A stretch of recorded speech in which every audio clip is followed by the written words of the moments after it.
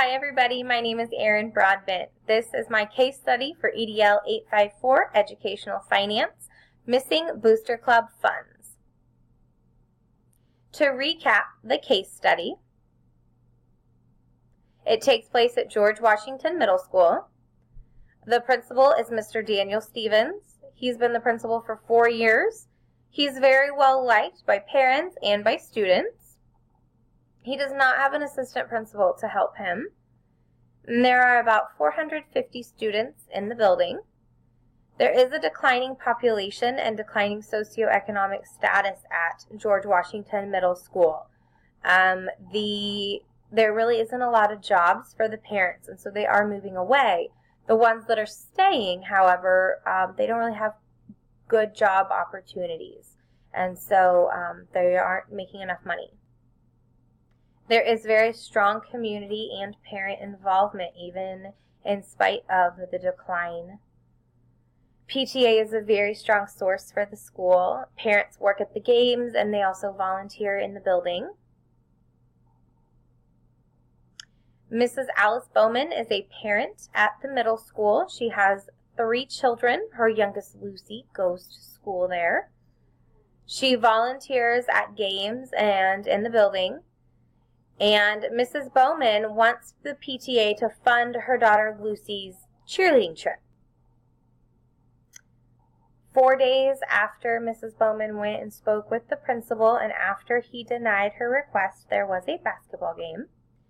Mr. Stevens, the principal, was busy. He let the parents do their own thing and volunteer without his supervision. Mr. Dumas, another parent in the school, just happened to talk to Mr. Stevens and tell him that he had to pay with a $50 bill. He was excited about that because he had just gotten paid and had some extra funds. Upon checking the money at the end of the night, Mr. Stevens found that it wasn't adding up. There were tickets that were missing, and there was not a $50 bill in the bag. So category 1, what are the things that I know about this case study? I know that it's a middle school, and I know that it's a declining socioeconomic area. I know that there is still high community parent involvement. I know that Mrs. Bowman really wants to send her daughter to march with the other cheerleaders, but unfortunately she cannot afford to do so. I know that Mrs. Bowman wants the PTA to fund the trip, and I know that the principal, Mr. Stevens, said no, that's not appropriate. I know there was a basketball game. I know that Mr. Dumas, another parent, paid with a $50 bill. And I know that at the end of the night, the ticket number doesn't add up. There's missing tickets, and there's not a $50 bill in the bag of money. There are some things that I need to know. How many people were taking tickets and handling the money? The case study says that 2 parents are supposed to be taking care of that. Did they both show up, or was there only one that night? Or perhaps maybe there's 2 gates? I'm not really sure. Just because it says 2 parents doesn't mean that there's 2 parents working at the exact same time. So I'd like to know if there's 2 gates or both people working at the same gate. Was there previous training for these parent volunteers that take tickets or handle money? This would also go for the concession stands as well. Are these guidelines written down and in place? I think it's really important for them to be written down so there's no questions. It's right there in black and white for you to go back and reference. I thought it was kind of weird. Mr. Stevens was counting the money in the parking lot at the end of the night with the security guard. That just seemed kind of weird to me. Kind of wondering why. Why didn't they stay in the building and count the money?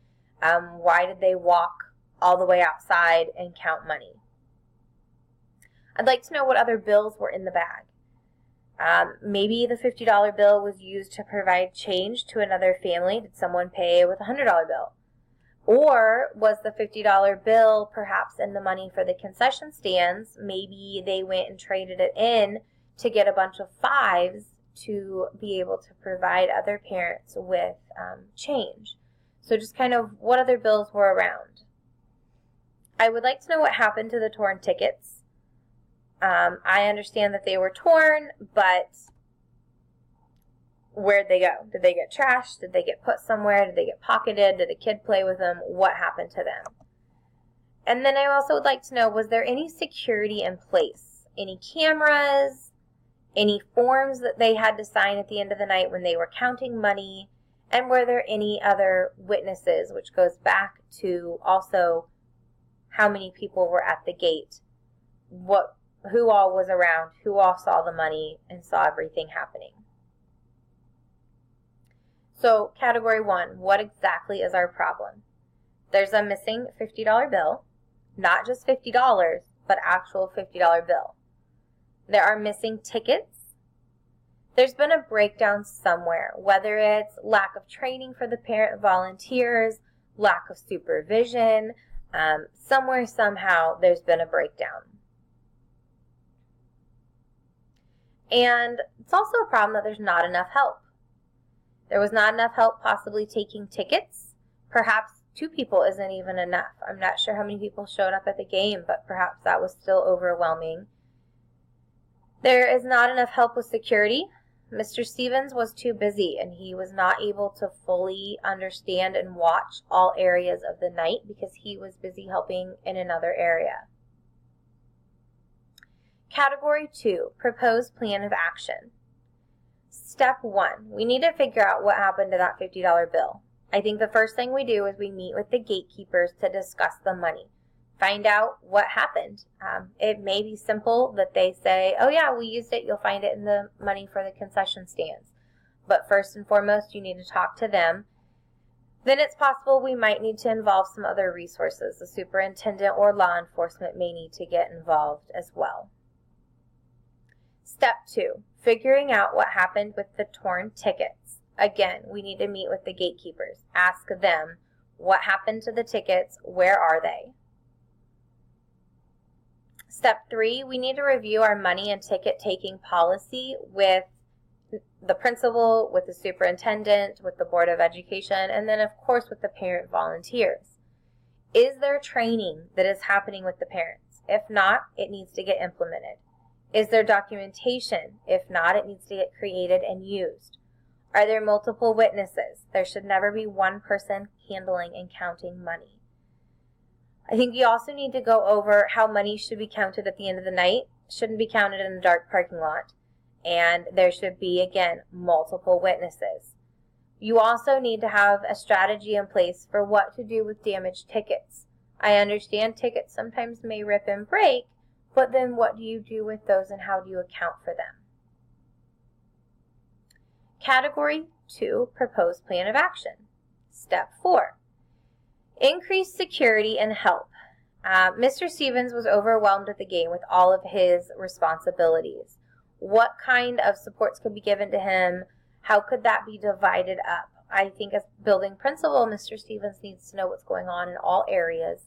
I think it's great that he's helping out, but he needs to also be aware of what's going on everywhere at the game and in his building. Strategy 2 can be to meet with the superintendent and discuss what possibilities. Is there more security guards that could be in place? Is there staff members that can come help? Mr. Stevens needs to also take a look at his own personal staff in his building and see if they can start coming and helping, whether that's a volunteer thing or something that he starts requiring. Category 3, resolve the issues based on promoting student success of all students. First, the missing money and tickets need to be accounted for. This money is going to benefit the students in one way or another. This is a low socioeconomic school. Parents don't have a lot of money. There's probably not a lot of funding for books, for field trips, for experiences. And this money was being raised for a reason. Whatever that reason is, if it's not accounted for, it will be a disservice to the students. We're teaching our students about responsibility and honesty. Our students learn from us as adults, and they learn from their parents as well, and we need to teach them that it's important to be honest about where money goes and what is happening. Tickets 78 through 88 are missing. There's a reason for that. I can kind of understand if one ticket would get torn, but 10 tickets in a row going missing and getting torn just seems a little fishy. So we need to account for that and teach our students to be honest about what's happening. And then that starts with teaching our parent volunteers to be honest. Same thing, $50 bill is missing. And next, there was a breakdown in procedures. So procedures are in place to ensure that money and tickets are not lost or stolen. They're there for a reason. They're there to protect us. And it's important that we go back to that and figure out where the breakdown happened. Mr. Stevens talked about how he felt confident in the fact that there was numbered tickets and that there's inventory of the concession stand, and that's great. Those are wonderful safeguards to have in place, but there need to be more safeguards in place than just those two things. Mr. Stevens also said that he trusted the parents and he was relying on them, and that's wonderful, but unfortunately you cannot rely on a person and just take their word for it. There needs to be more accountability. We are again teaching our students to follow proper protocol. They're learning from us, they're learning from their parents. We teach their parents to follow procedures and rules, and we teach our students to do the same. We also teach our parents and students honesty. And finally, there needs to be an increase in security and help for the safety of the students. If something happened and Mr. Stevens is running around and unaware of a situation or busy with something, there needs to be more help around and more than just a security guard. Not just students, but also everyone in attendance. This will also allow for Mr. Stevens to be involved in more areas. As I mentioned earlier, he needs to know what's going on in all areas, and he should be involved. But one area alone should not take up all of his time. I think it's important for Mr. Stevens to be able to delegate and ask for assistance. Again, maybe that's assistance from his staff. Maybe that's assistance from the superintendent to require more security officers. Category 4, debriefing. As I read through this case study, I had several thoughts. I think it's amazing and great that parent and community involvement is so high. Not a lot of schools, even in very wealthy districts, have high parent involvement, and so that is a fantastic thing that the school has going for them. I hope that it will stay high after this incident. I really was thinking that I wish there was a way to help Lucy and help her family afford this trip. Thinking, how exactly does a $50 bill go missing? I hope it was found. Was it found? I'm not sure. What happened to the tickets? Again, how do tickets go missing? Were they found? I also was kind of wondering, why was Mr. Stevens so busy? Why did he not have help and support? The case study talked a lot about parent and community involvement, but it didn't talk about staff involvement. So what are those relationships like, and is the staff a big part, and are they involved? Will he be receiving any help in the future? Category 4, debriefing, feelings. As I read through, I was feeling lots of different things. I was really proud of Lucy for her accomplishments. I think that that's really great that she was invited to march. And I was sad that Mr. Stevens had to say no. I wish that he could have said, yes, of course, we'll help pay for you, but I'm understanding of why he had to say no. Unfortunately, as the building principal, you have to make the tough calls and you have to have the tough conversations. I'm sure it wasn't easy for him either to say no. But it was the right call, and I understand that he had to say that. I'm kind of wondering if Lucy was ever able to go on the trip. I was feeling frustrated that the money and tickets were missing. I felt frustrated and sad for Mr. Stevens. He had so much trust and faith in his parents, and then they went missing. Were they recovered? I don't know.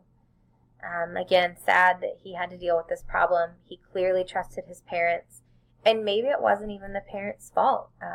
Maybe the money was recovered somewhere else, not sure.